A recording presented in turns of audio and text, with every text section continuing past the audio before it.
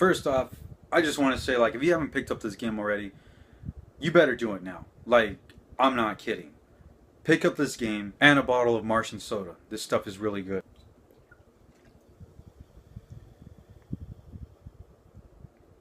It's kumquat. It's kumquat flavor.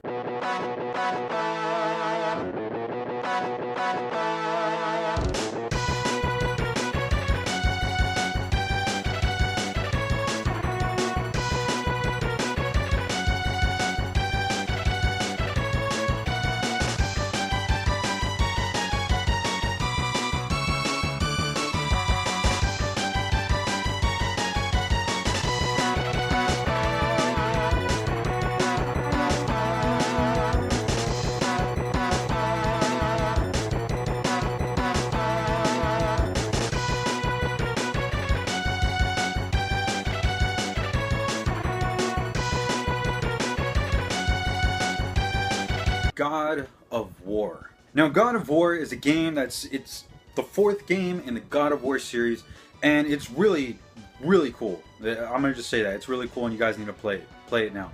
Now, if you guys haven't played original God of War games, I'm gonna tell you straight off the bat, like, I'm gonna straight up spoil this for you, like, for original God of War games, kind of.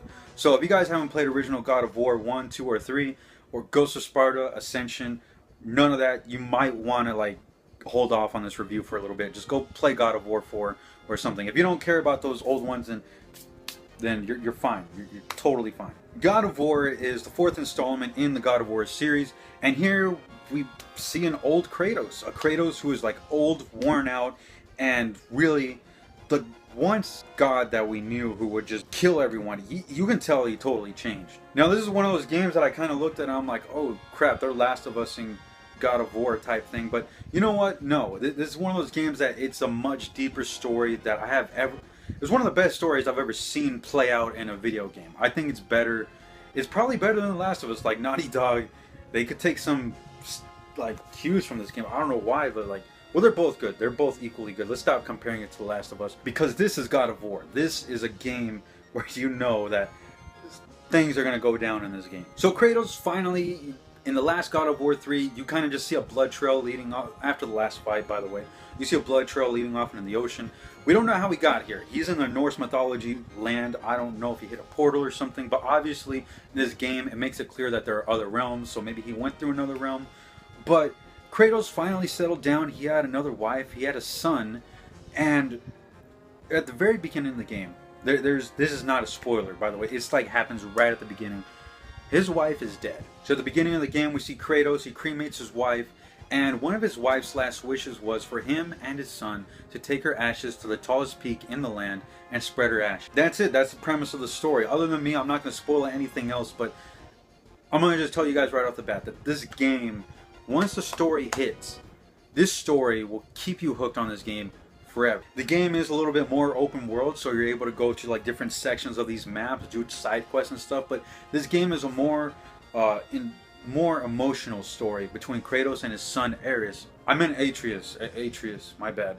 Why did I say Ares? I think I've been watching too much Avoiding the Puddle. So him and his son Atreus, basically they start this adventure going on this kind of like personal quest to spread their passing family's ashes. And we've heard of escort missions, and escort missions aren't really that great. They've actually been real faulty, but as of late I've seen that escort missions are kind of, they're stepping up their game a little bit. And this kid that you're traveling with, he's probably one of the coolest kids ever. Now Kratos, all he's known is war, all he's known is just how to fight, kill, but you can definitely tell that Kratos, he's kind of learned from his mistakes.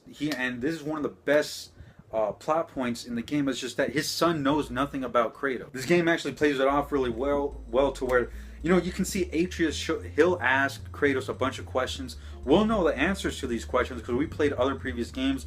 We know what Kratos is like, what he's capable of, what he's done.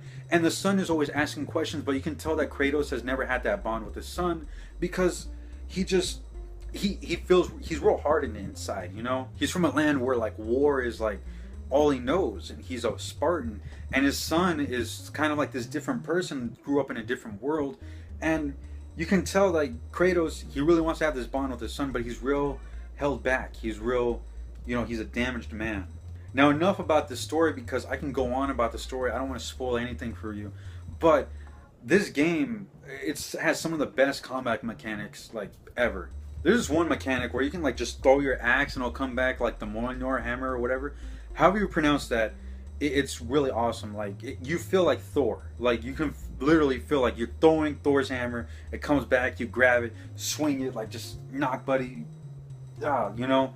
So it's almost like you're playing like actual Thor in God of War. It's freaking amazing. Not only that, like Kratos has the shield, and let me tell you, like later on in the game, you'll unlock more customizable stuff. You can wear different armor. You can use different moves, different tactics.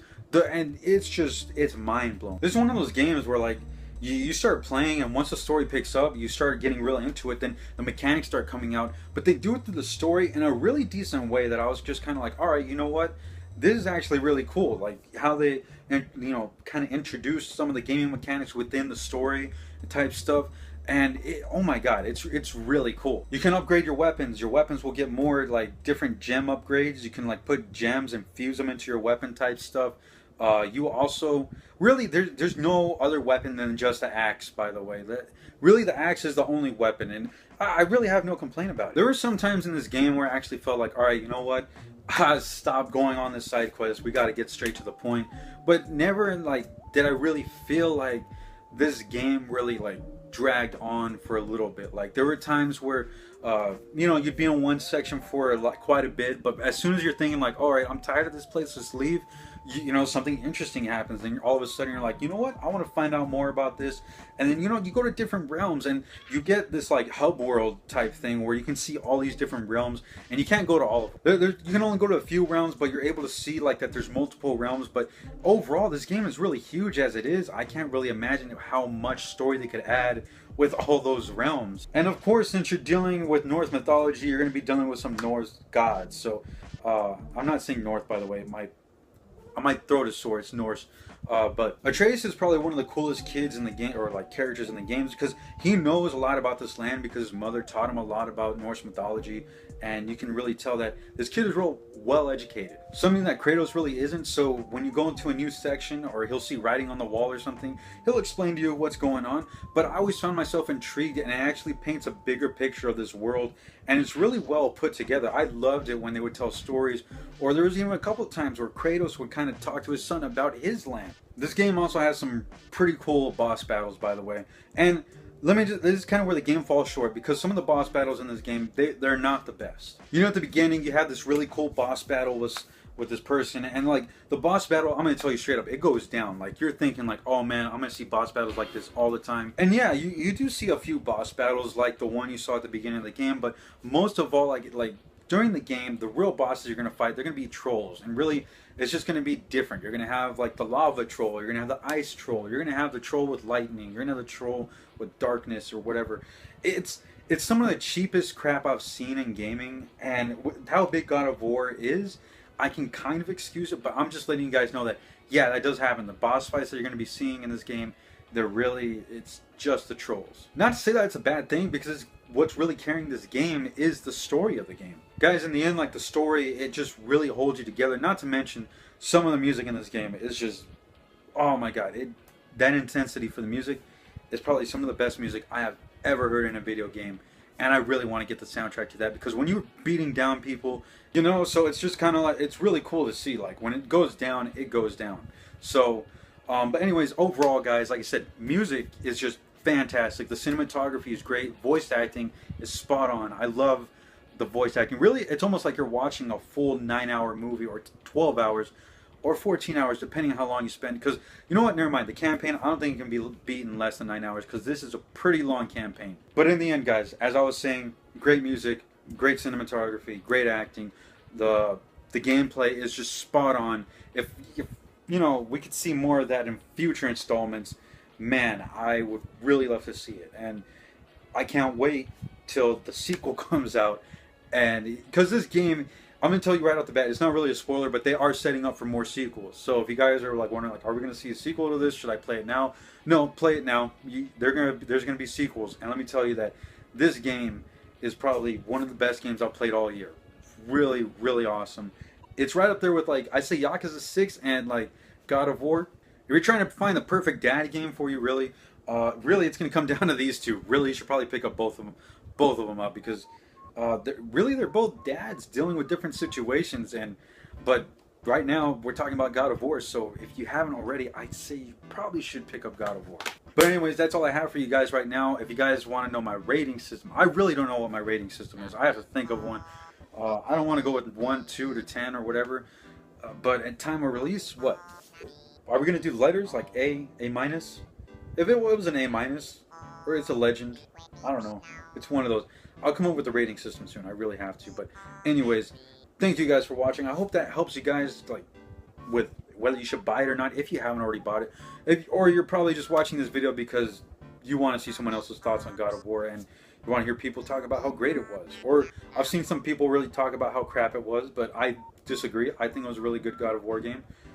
Considering I have played the other God of War games, just not thoroughly, but I've played them, and I can say that if you're a newcomer to the series, it's actually pretty welcoming. You'll get some flashbacks or something, maybe. Who knows?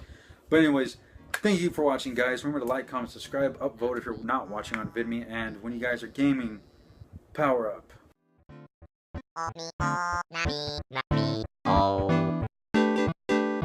Not me, oh, me quit now.